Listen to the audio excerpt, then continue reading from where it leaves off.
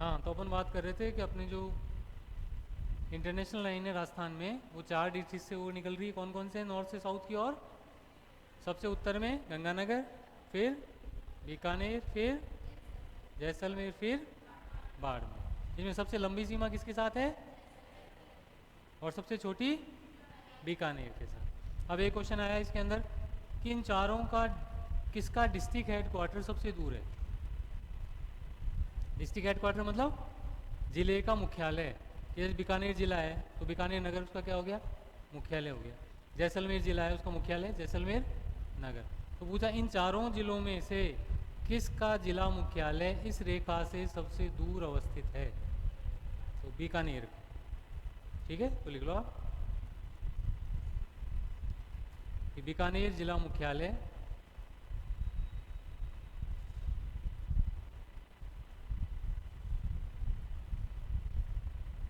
इस सीमा से सर्वाधिक दूर। बीकानेर जिला मुख्यालय इस सीमा से सर्वाधिक दूर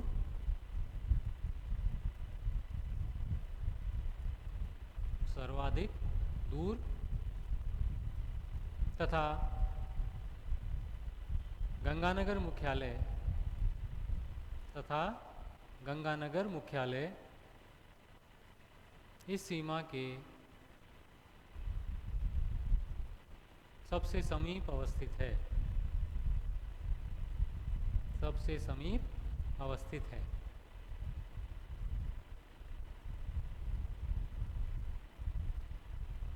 यहाँ हम बात कर रहे हैं केवल इन 4 डिस्ट्रिक्ट की। ऐसे नहीं सोच लेना धौलपुर तो इससे भी दूर है, केवल इन चारों में से। ठीक है, फिर नेक्स्ट टाइम लिखो कि पाकिस्तान के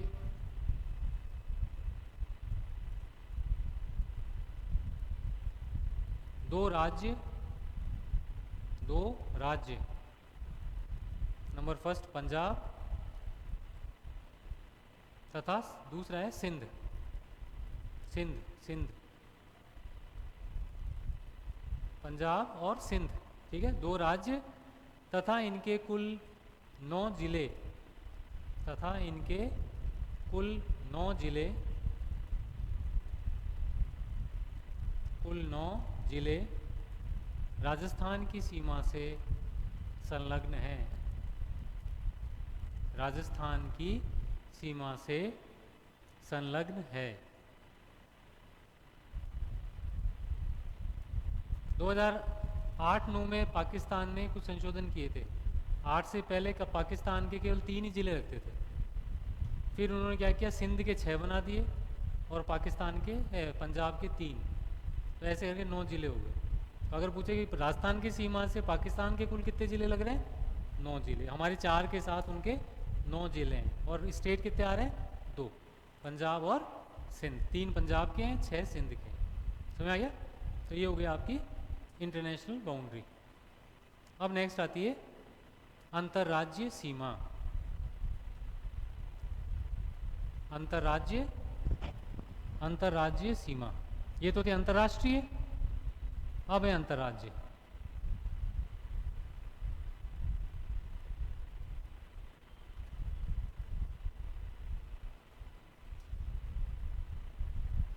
तो लिखो राजस्थान के साथ कितने राज्यों की अंतर्राज्यीय सीमा बनती है? 5, 3, 4 और 5, है ना? तो लिखो राजस्थान के साथ कुल 5 राज्यों की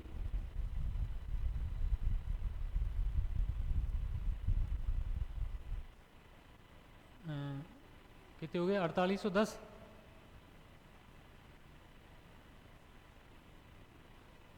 5920 में से 1070 निकालोगे तो कितना आएगा? निकाल के देखो फटाफट। 4850। हाँ, 5920 में से कितने हुए? 50 ही हो गए ना?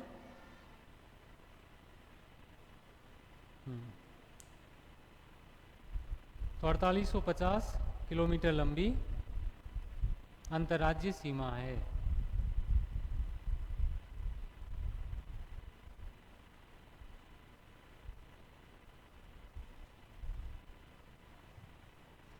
जो कि निम्नलिखित है, जो कि निम्नलिखित है।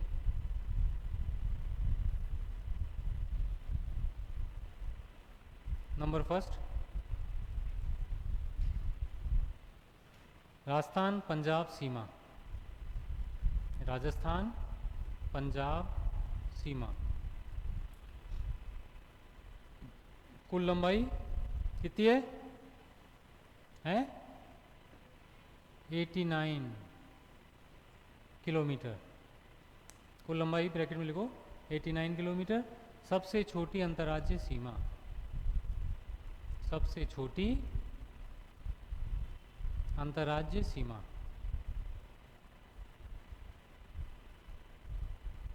ठीक है। फिर लिखो इस सीमा से राजस्थान के कुल 2 जिले संलग्न हैं। इस सीमा से राजस्थान के कुल 2 जिले संलग्न हैं।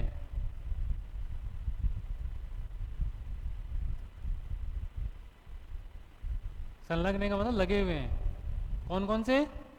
नंबर फर्स्ट श्रीगंगानगर और सेकंड हनुमानगढ़। फर्स्ट श्रीगंगानगर और सेकंड हनुमानगढ़।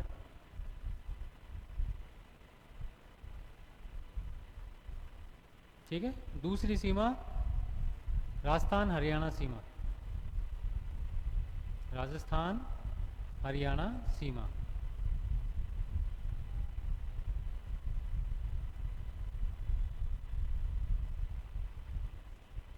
देखो इस सीमा से राजस्थान के कुल 7 जिले संलग्न हैं।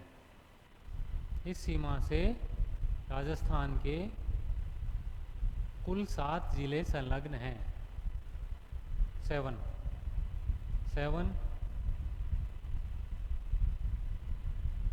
संलग्न हैं। नंबर फर्स्ट हनुमानगढ़,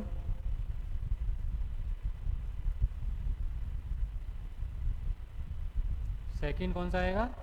चूरू, फिर झुंझुनू,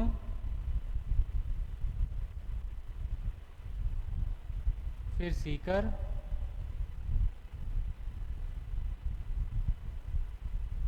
जयपुर,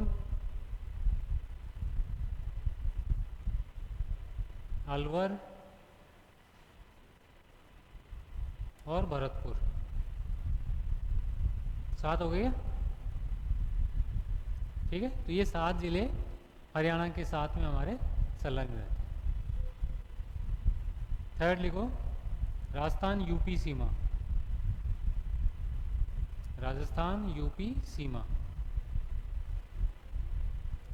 बेटा इनकी लंबाई आपको ध्यान के रखनी, सबसे ज़्यादा और सबसे कम। राजस्थान यूपी सीमा, इस पे 2 जिले आएंगे, भरतपुर और धौलपुर, भरतपुर और धौलपुर।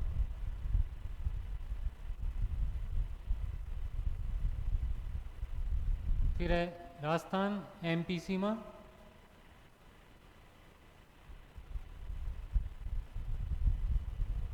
राजस्थान एमपी सीमा। देखो संपूर्ण पूर्वी सीमा,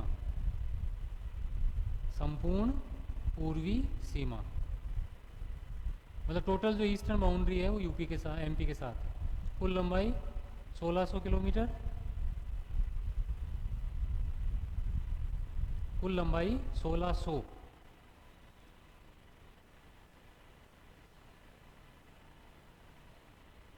सबसे लंबी अंतर्राज्यीय सीमा,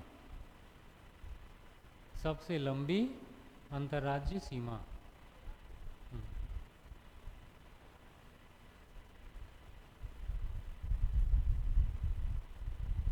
देखो इस सीमा पर कुल 10 जिले अवस्थित, इस सीमा पर कुल 10 जिले अवस्थित।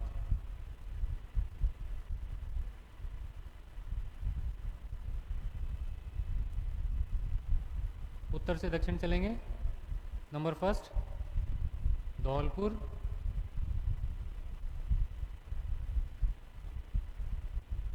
फिर करौली, सवाई माधोपुर,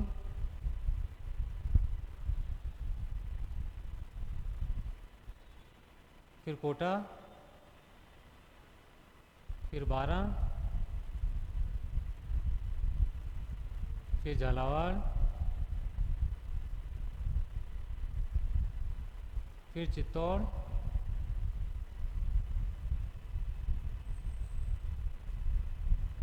फिर भीलवाड़ा,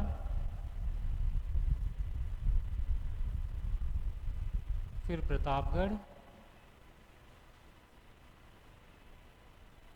और लास्ट बांसवाड़ा।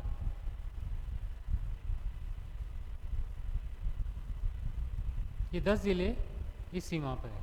ठीक है, अब इसमें कई बार क्वेश्चन क्या आया, इनमें से किस ज़िले की सीमा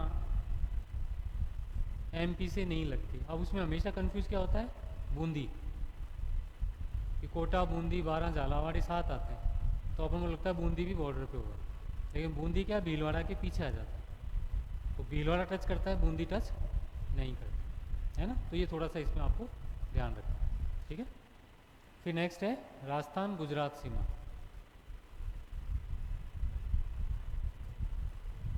राजस्थान गुजरात सीमा,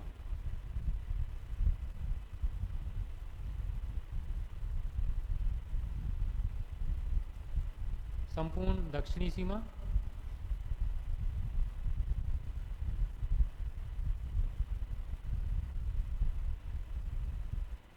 देखो राज्य के कुल 6 जिले अवस्थित, राज्य के कुल 6 जिले अवस्थित।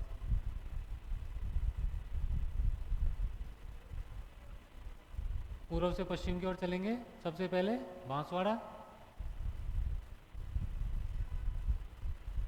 फिर डूंगरपुर, फिर उदयपुर, फिर सिरोही,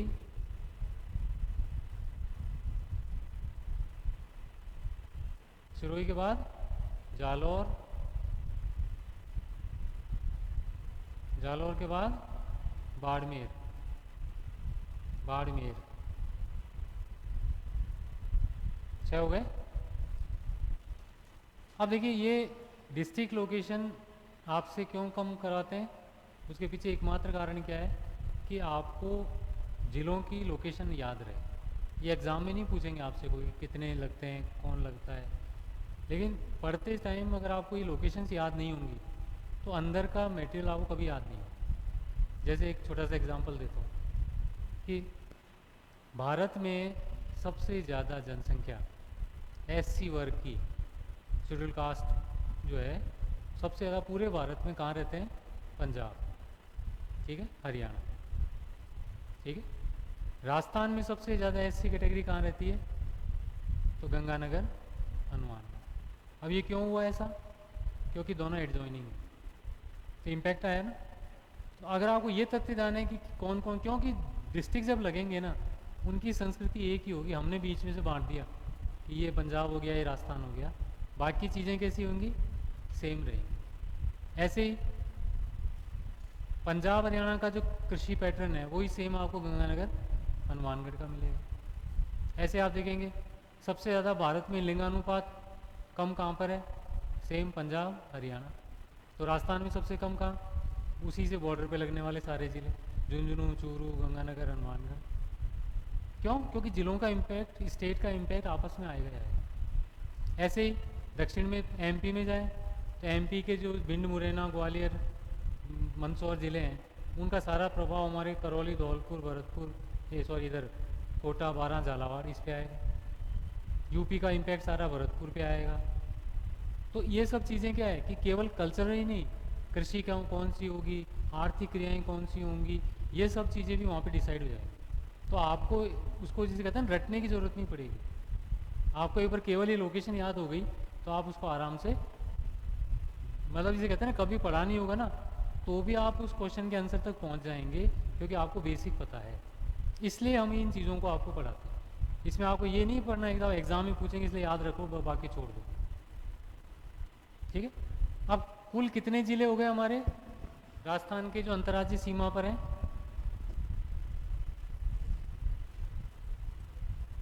क्वेश्चन ये जरूर आता है कि अंतर्राज्यीय सीमा पर अवस्थित कुल जिले कितने हैं। तो कितने हो गए?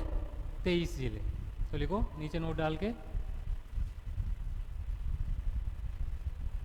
कि राज्य की अंतर्राज्यीय सीमा पर, अंतर्राज्यीय सीमा पर कुल 23 जिले अवस्थित हैं।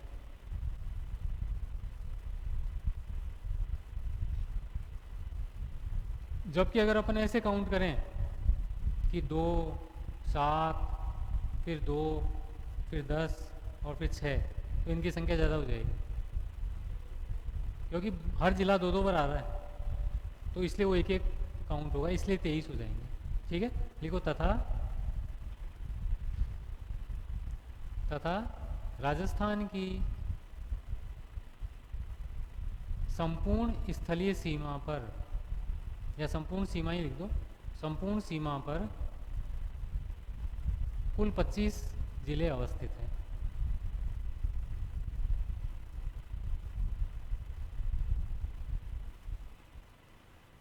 कुल 25 कैसे हो गए? तो पाकिस्तान वाले। अब अपन जल्दबाजी में काउंटिंग क्या कर लेते हैं, 4, 23 और 4, तो 4 फिर हट जाएंगे, 2 ही हो जाएंगे, क्योंकि गंगानगर भी काउंट हो चुका, बाड़मेर भी काउंट हो चुका, तो 2 ही जिले बचेंगे। तो इसे 23 और 2 25। ठीक है, इसमें आगे लिखो नेक्स्ट में, झालावाड़ राज्य में, झालावाड़ राज्य में राज्य की सबसे लंबी अंतर्राज्यीय सीमा है। झालावाड़ राज्य, झालावाड़ जिले में, झालावाड़ जिले में राज्य की सबसे लंबी अंतर्राज्यीय सीमा है, सबसे लंबी अंतर्राज्यीय सीमा है। जबकि सबसे छोटी अंतर्राज्यीय सीमा, जबकि सबसे छोटी अंतर्राज्यीय सीमा इसमें है बाड़मेर में, बाड़मेर जिले में है। मतलब बाड़मेर गुजरात के साथ में केवल 1.5 किलोमीटर की लंबाई में टच होता है, बाकी सारा अंतर्राष्ट्रीय बाउंड्री पे आता है। ठीक है, तो सबसे लंबी हमारी झालावाड़ में, सबसे छोटी, ठीक है, तो ये आपकी बाउंड्रीज होगी। अब नेक्स्ट लाइन में लिखो, कर्क रेखा, कर्क रेखा राज्य के दक्षिणी 2 जिलों, दक्षिणी 2 जिलों डूंगरपुर तथा बांसवाड़ा से होकर निकलती है, डूंगरपुर तथा बांसवाड़ा से होकर निकलती है। अब आपकी गाइड में क्या लिखा मिला है कि कुल लंबाई कितनी है कर्क रेखा की? कौन पूछेगा? फिर पूछेंगे भारत में कितनी लंबाई है, तो ये कोई जीके थोड़ी होता है कि कुल कितनी लंबाई है कर्क रेखा की, है ना। पर वो बस वो अपने आप को कि ज़्यादा से ज़्यादा तथ्य क्या दें आपको, तो वो इसलिए मिसगाइड कर देते हैं कि फिर आपसे पूछेंगे एमपी में कितनी लंबाई है, यूपी में कितनी लंबाई है, तो ऐसे कर्क रेखा की लंबाई थोड़ी पूछी जाएगी आपकी, जीके थोड़ी है कोई। ठीक है, तो ये एक बेसिकली क्या है आपका एक सामान्य परिचय हमारे राजस्थान के रेफरेंस में देखने को मिलता है। अब जो बेसिक टॉपिक आता है वो आता है राजस्थान के भौतिक विभाग, हेडिंग डाल दो, राजस्थान के भौतिक विभाग।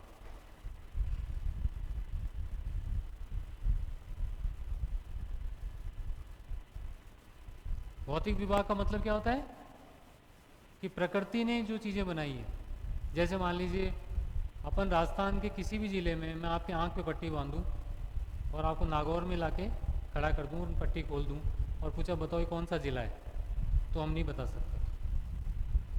क्यों? क्योंकि वो सब चीज़ें एक हैं। लेकिन अगर हम प्रकृति के विभागों में जाके आपसे पूछें तो आप देखते बता देंगे कि ये पहाड़ है, ये पठार है, ये मैदान है, ये समुद्र का तट है। तो प्रकृति ने जो अपने विभाग बनाए हैं वो कैसे हैं, एक प्रकार से एक कॉमन है। हमने क्या किया, राजनीतिक विभाग उनके ऊपर बनाकर और उसको क्या कर दिया, एक तरीके से सुपर इम्पोज कर दिया। तो भौतिक विभाग में क्या होता है, करेक्टरिस्टिक्स कॉमन होती है। तो उसमें हमारे राजस्थान में हमको क्या मिलेगा कि जो फिजिकल फीचर्स हैं कि कहाँ पे मरुस्थल है, कहाँ पहाड़ हैं, कहाँ मैदान है, कहाँ पे पठार। ठीक है। अब पूरे भारत में जो इंडिया है उसको अगर अपन देखें तो भारत को 4 भागों में बांटा जाता है। पिछली बार ये क्वेश्चन आया था कि राजस्थान के कितने भाग अवस्थित हैं भारत में।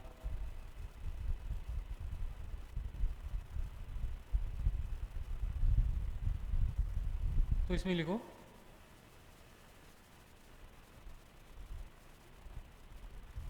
कि राजस्थान राज्य में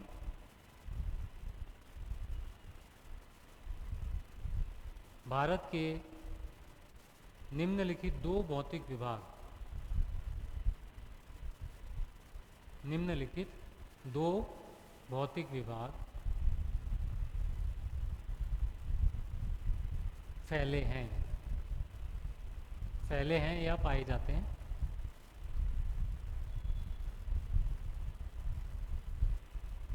जो कि निम्नलिखित हैं, जो कि निम्नलिखित हैं। इसमें पहला है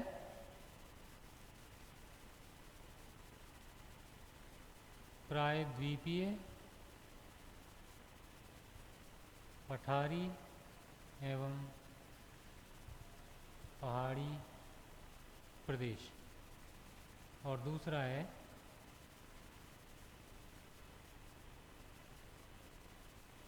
महान मैदान प्रदेश।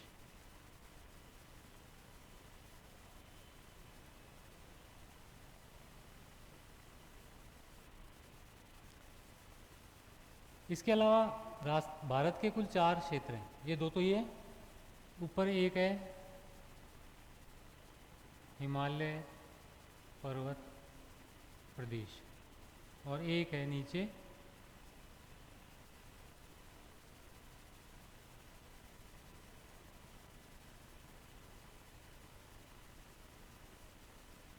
ऐसे करके भारत के कुल 4 फिजिकल फीचर्स डिविजन्स हैं। ठीक है। इनमें से ये 2 भाग हैं, ये हमारे इनसे मिलकर हम कह सकते हैं राजस्थान बना हुआ है। तो पिछले एग्जाम में आया कि कौन कौन से भारत के प्रदेश राजस्थान में पाए जाते हैं या राजस्थान किसका हिस्सा है। तो 2 का हिस्सा है। अब कैसे है कि भारत का अगर नक्शा देखें अपन,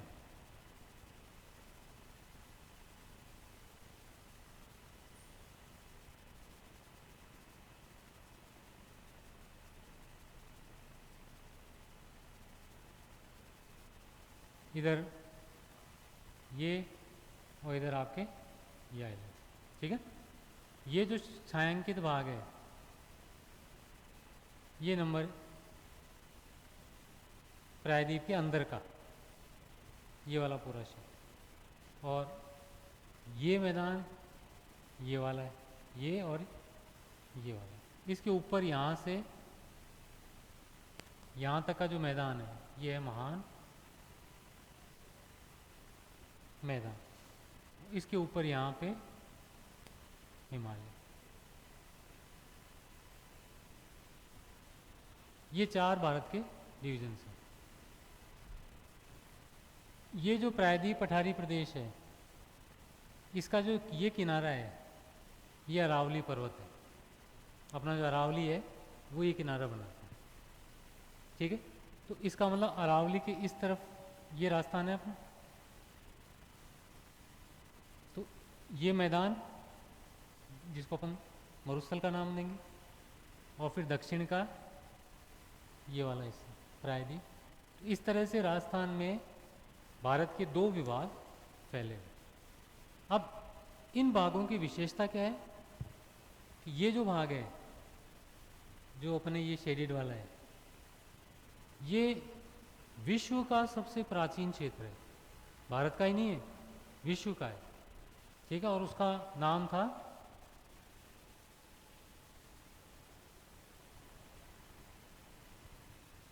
गोंडवाना लैंड।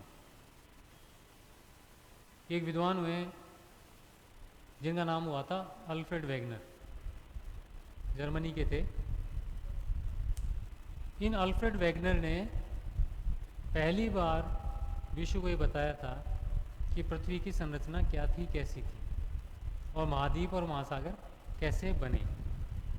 तो उस व्यक्ति ने पहली बार ये बताया था कि जो ज़मीन है, जिसको अपन महाद्वीप कहते हैं, वो चलती है। इसलिए उसने कॉन्सेप्ट का नाम क्या रखा, महाद्वीप विस्थापन सिद्धांत, कॉन्टिनेंटल ड्रिफ्ट थियरी। उससे पहले किसी ने सोचा नहीं था कि ज़मीन भी चलती है। और आज ये प्रूव हो चुका है कि अपना जो भारत है वो अभी तक 7,500 किलोमीटर चल चुका है।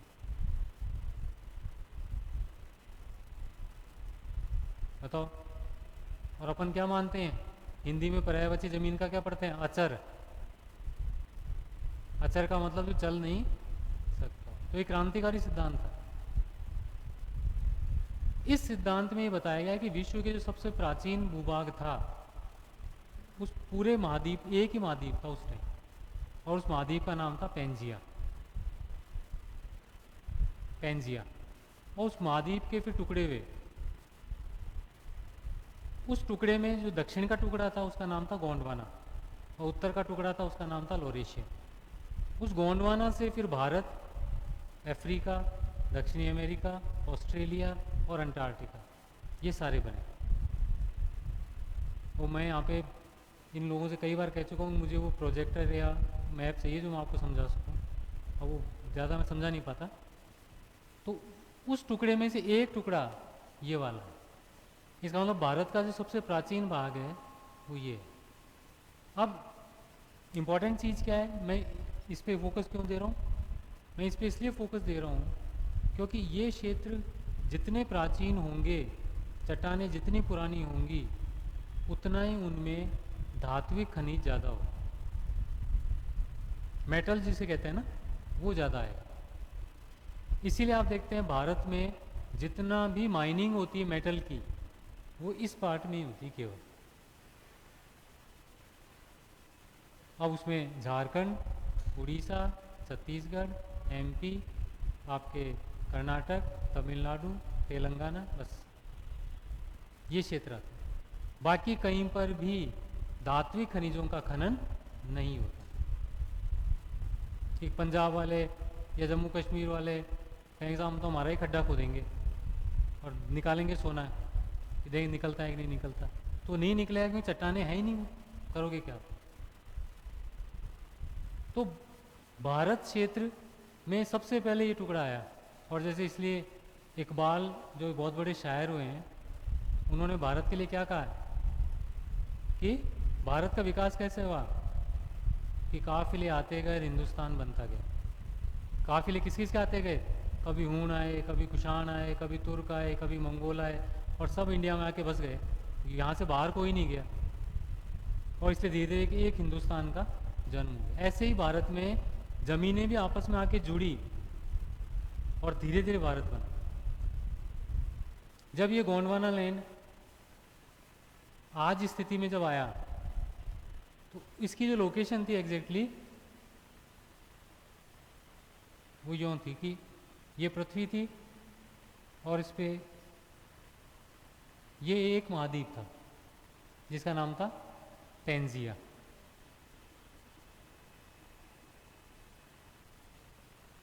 फिर इस पेंजिया के बीच में एक छोटा सा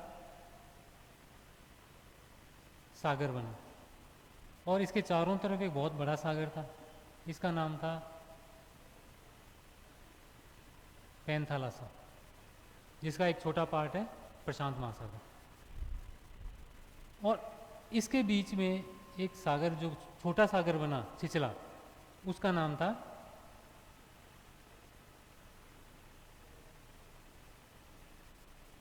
तैतीस सागर। ठीक है। अब इस तैतीस सागर के कारण ये वाला जो भाग था ये अलग, ये अलग। ये हिस्सा टूटा, इसका नाम रखा गया लॉरेशिया, और इसके 5 टुकड़े, इसका नाम रखा गया गोंडवाना। भूमध्य रेखा थी यहाँ, अभी टुकड़े टूट के इधर आए। ये दोनों भाग आज यहाँ हैं, इसको हम कहते हैं यूरेशिया। यूरेशिया का मतलब एशिया और यूरोप। ये उत्तरी अमेरिका। अब यहाँ से एक टुकड़ा टूटकर यहाँ से जाके जुड़ा, और वो था भारत, ये वाला। तो जब ये यहाँ से जाके जुड़ा तो बीच में जो महासागर था टैथीस, उसके जो मिट्टी थी, अवसाद थे, उसमें इसने नीचे से दबाव लगाया, क्योंकि वो उत्तर में तो यूरेशिया से लग रहा था, इधर गोंडवाना लैंड से। तो जब जाके टकराया उससे तो दबाव बना, और दबाव बन के सबसे पहले हिमालय बने, आज से लगभग 7 करोड़ साल पहले। तो हिमालय बन गए। हिमालय में 3 उत्थान हुए, पहला उत्थान, फिर दूसरा, फिर तीसरा। फिर हिमालय के बाद इतना महासागर और बच गया।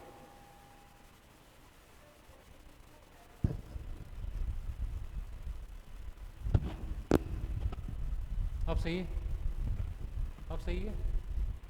हाँ, तो अब हिमालय के बाद में यहाँ ज़मीन रही, और ये 33 महासागर रह गया, और आगे तक यूरोप तक। तो अब क्या हुआ, यहाँ की नदियों ने, और यहाँ की कौन सी नदियाँ, गंगा यमुना वगैरह सारी, और यहाँ की नदियों ने, यहाँ की नदियाँ कौन सी, चंबल, काली सिंध, बेतवा, केन, सोन, इन्होंने लाके इस क्षेत्र में, इस समुद्र में जो छिछला था, मिट्टी डालनी चालू कर दी। 4 करोड़ साल तक ये कार्य चलता रहा, और धीरे धीरे यहाँ का जो पानी था वो तो यहाँ से निकल गया, और इधर से पानी आके यहाँ भर गया, जिसका नाम रहा, और इधर से पानी आके यहाँ भर गया, और इसका नाम रहा, ठीक है। और यहाँ धीरे धीरे मिट्टी बढ़ती चली गई, और असम तक एक मैदान बन गया। इस मैदान को अपन ने नाम क्या दे दिया, महान मैदान। ये हमारे भारत का सबसे नया भाग है, क्योंकि पहले ये सबसे पहले बना, फिर उसके बाद हिमालय बने, फिर ये और ये बने मैदान बने। तो ये जो मैदान है ये सबसे नई चट्टानों से बने। और कल जो आप पूछ रहे थे, ये चट्टानें होती हैं जिनको हम कहते हैं सेडिमेंट्री रॉक्स।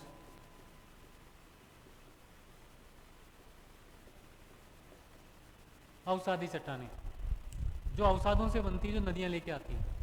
तो वो चट्टानें कहाँ बनी, ये सबसे नई चट्टानें होती हैं। इन चट्टानों में कभी भी धातु के खनिज नहीं पाए जाएंगे। मिनरल्स तो मिलेंगे, लेकिन कैसे मिलेंगे, अधात्विक, जैसे नमक मिल जाएगा, जिप्सम मिल जाएगा, है ना, चूना पत्थर मिल जाएगा, लेकिन सोना, चांदी, लोहा, तांबा, सीसा जस्ता नहीं मिलेगा।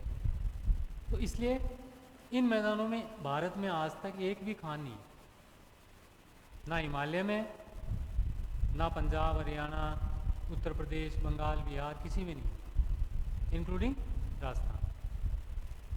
तो उसी का एक भाग यहाँ रहा। अब ये जो भाग था बहुत उपजाऊ भाग है, ये विश्व का सबसे उपजाऊ भाग है। क्यों? क्योंकि नदियाँ जहाँ मिट्टी लेके आती है वो विश्व की सबसे उपजाऊ मिट्टियाँ होती हैं, जिनको क्या नाम देते हैं, जलोढ़ मिट्टी।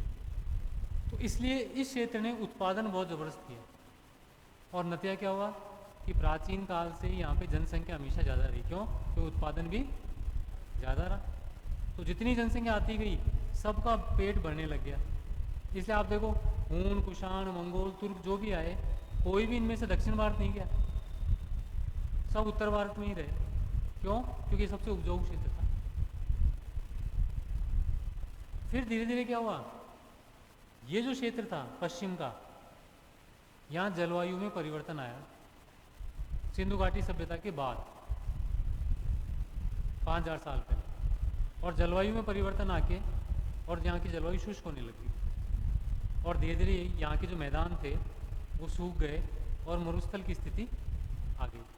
तो इसलिए इस मैदान के इस भाग को हमने नाम दे दिया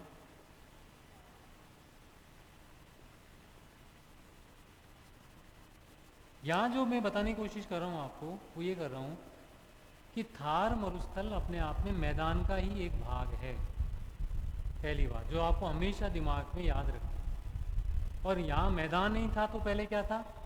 समुद्र, जिसका नाम क्या था? तैथीस। समझ आ गया? और बाकी जितने भी विश्व में मरुस्थल हैं जैसे सहारा है, अटाकामा है, कालाहारी है, ये सब विश्व के प्राकृतिक मरुस्थल हैं। प्राकृतिक का मतलब जब से पृथ्वी बनी है महाद्वीप, ये व्यवस्था टूट के हुई, तब से ये मरुस्थल ही थे। इसलिए यहाँ की मिट्टियाँ उपजाऊ नहीं है। लेकिन भारत का जो मरुस्थल है या पाकिस्तान का जो मरुस्थल है, ये मरुस्थल पहले उपजाऊ मैदान थे। केवल जलवायु चेंज होने के कारण ये क्या बन गए?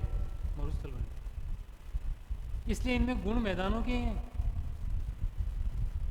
अब इसका हमारे पास में प्रमाण क्या है कि मैं कहूँ कि नहीं आप तो गलत बोल रहे हो, इसका प्रमाण दो। तो क्या प्रमाण है हमारे पास?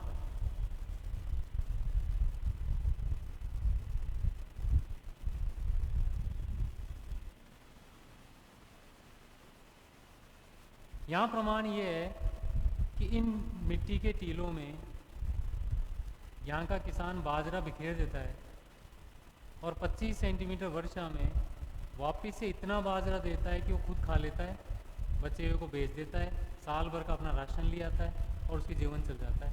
इससे बड़ा उपजाऊपन किसी मिट्टी में क्या होगा कि जिसमें आप सिंचाई नहीं कर रहे, जिसमें आप खाद नहीं डाल रहे, केवल 25 सेंटीमीटर बरसात पे आपको मिट्टी आपका 50 गुना से भी ज़्यादा प्रोडक्शन दे रही है। तो इसका मतलब क्या है कि वो मरुस्थल की मिट्टी नहीं है, वो मिट्टी किसकी है? जलोढ़ मिट्टी है। इसलिए हम राजस्थान की मिट्टी को क्या कहते हैं? प्राचीन जलोढ़ मिट्टी, old alluvial soil. Desert soil नहीं कहते हैं उसको। तो ये इसकी उत्पाद, और विश्व में जितने भी मरुस्थल हैं, चाहे सहारा हो, ऑस्ट्रेलिया के हों, वहाँ पे आप चाहे कितनी सिंचाई कर लो, कितना ही खाद दे लो, उत्पादन क्षमता एक सीमित है।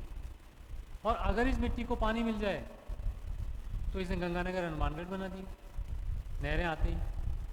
आज गंगानगर हनुमानगढ़ में किस चीज़ की खेती नहीं हो सकती? हर चीज़ की होती है। कपास भी वहाँ होता है, गन्ना भी वहाँ होता है, चावल भी वहाँ होता है।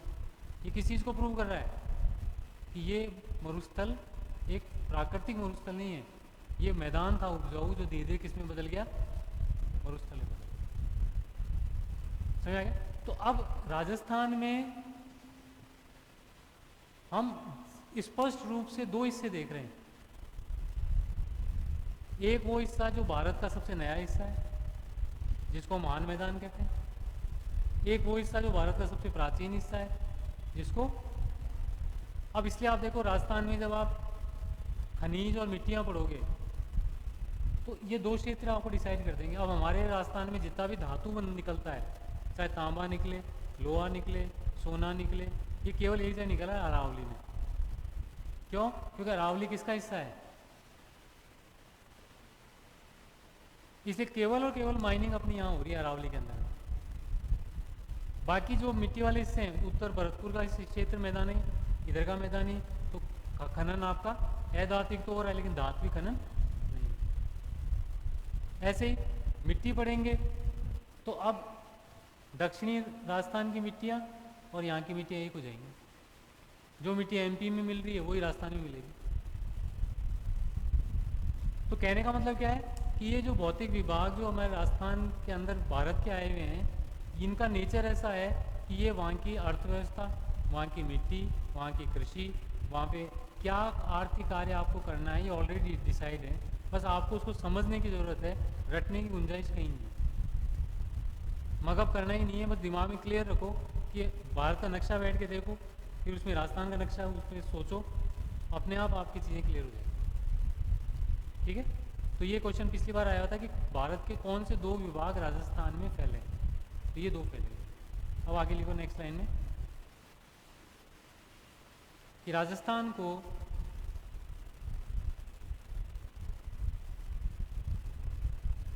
भौतिक विभाग की दृष्टि से निम्नलिखित 4 प्रदेशों में बांटा जाता है। भौतिक विभाग की दृष्टि से निम्नलिखित 4 प्रदेशों में बांटा जाता है।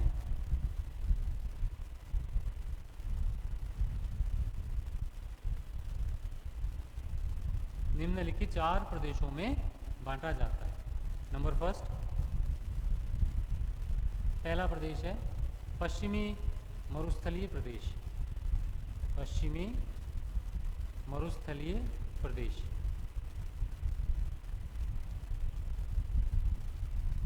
दूसरा है अरावली पर्वतीय प्रदेश। अरावली पर्वतीय प्रदेश।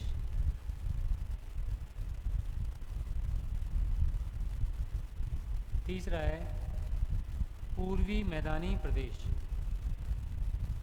पूर्वी मैदानी प्रदेश। और चौथा है कौन सा? चौथा कौन सा होगा? हाँ, तो दक्षिण पूर्वी पठारी प्रदेश। दक्षिण पूर्वी पठारी प्रदेश। ये 4 भौतिक विभाग हमारे राजस्थान के आपको दिखाई पड़ते हैं।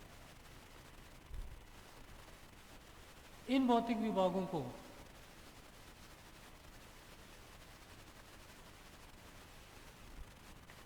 अगर अपन क्रॉस सेक्शन में देखें सामने से काट के, तो ये आपको यूँ नजर आएंगे।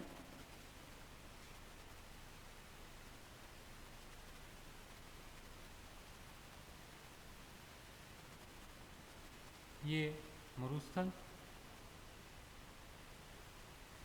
ये अरावली, ये पूर्वी मैदान और ये पठार।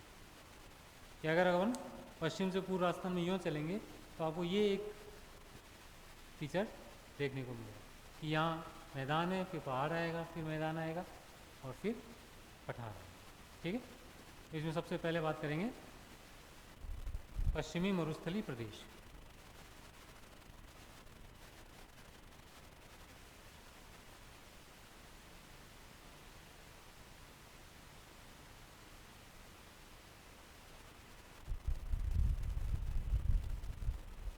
तो देखो, राज्य का सबसे बड़ा भौतिक विभाग,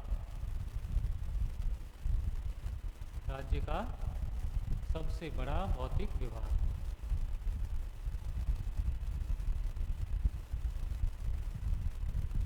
जो कि राज्य के कुल भौगोलिक क्षेत्रफल का, जो कि राज्य के कुल भौगोलिक क्षेत्रफल का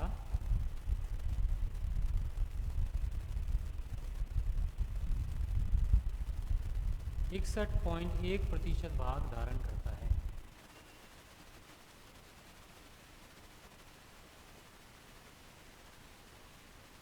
61.1% भाग धारण करता है। लगभग अगर इसको देखें तो ये लगभग 1,75,000 वर्ग किलोमीटर में फैला है। क्षेत्रफल देखें इसका, कोई पूछेगा नहीं। 1,75,000 वर्ग किलोमीटर, लगभग पूरे राजस्थान का 61% भाग मरुस्थल में आता है। ठीक है, आगे लिखो।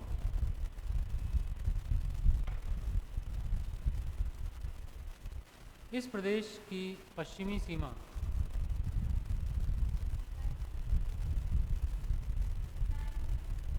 लाइन को 61% भाग में फैला है ना। अब दूसरी लाइन में बोल रहा हूँ तो इसमें लिखना है कि इस प्रदेश की, किसकी? पश्चिमी मरुस्थल की। इस प्रदेश की पश्चिमी सीमा भारत पाकिस्तान सीमा द्वारा, पश्चिमी सीमा भारत पाकिस्तान सीमा द्वारा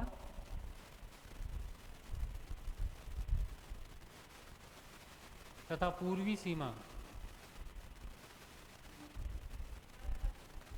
द्वारा तथा पूर्वी सीमा अरावली पर्वत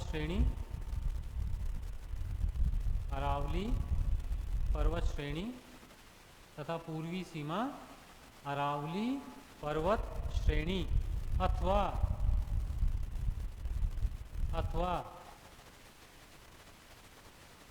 50 सेंटीमीटर की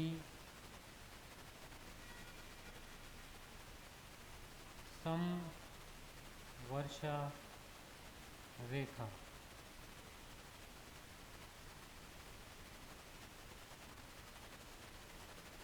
आइसो हाइट द्वारा निर्धारित होती है। 50 सेंटीमीटर समवर्षा रेखा द्वारा निर्धारित होती है।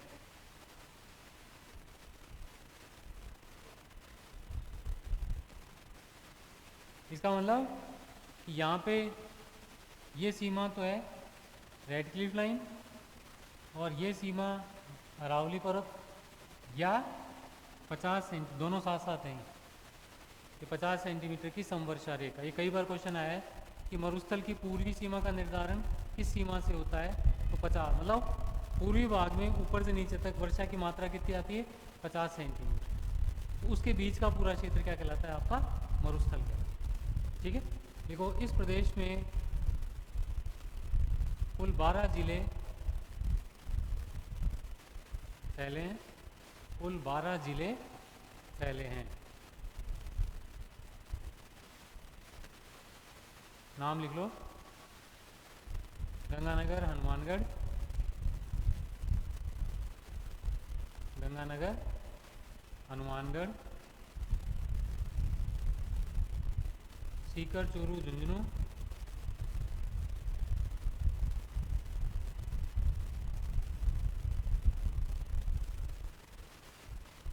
नागौर, बीकानेर, जोधपुर, बाड़मेर, जैसलमेर,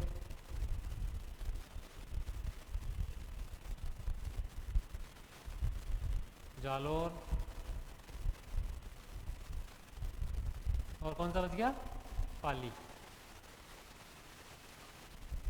ये क्वेश्चन कई बार आया है कि राजस्थान के मरुस्थल में कुल कितने जिले आते हैं, तो 12 जिले शामिल होते हैं। ठीक है, लेकिन जब हम राजस्थान को केंद्र से जब अकाल राहत कार्यों में जिले मांगते हैं तो फिर हम 13 जिले काउंट करते हैं, सिरोही को ओढ़ लेते हैं, जिसका पश्चिमी भाग पूरा डेजर्ट का है।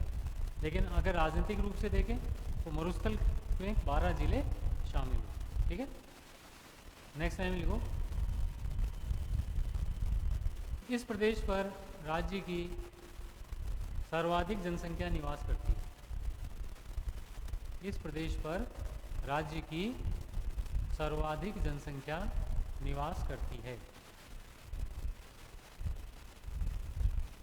कितनी,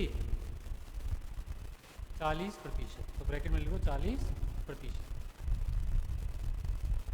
ये क्वेश्चन बहुत कॉमन रूप में आता है और जनरली हम इसको गलत कर जाते हैं।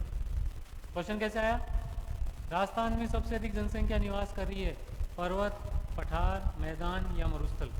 अपन हमेशा मैदान लगाते हैं क्योंकि अपन को विजुअल लगता है कि सबसे अधिक जनसंख्या तो मैदान पे रहती है, क्योंकि वास्तव में सबसे अधिक जनसंख्या कहाँ रह रही है, मरुस्थल में रही है। 40% जनसंख्या हमारी मरुस्थल में रहती है। ठीक है, नेक्स्ट लाइन लिखो, इस प्रदेश को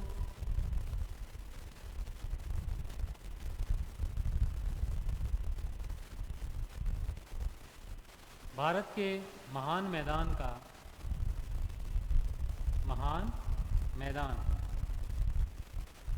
एक भाग माना जाता है। महान मैदान का एक भाग माना जाता है,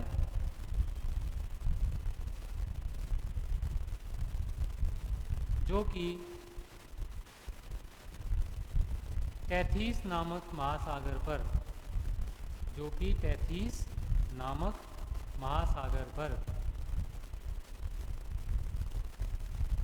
नदियों द्वारा लाए गए अवसादों से बना था। नदियों द्वारा लाए गए अवसाद,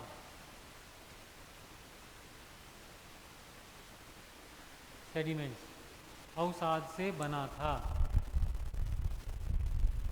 यही कारण है कि संपूर्ण पश्चिमी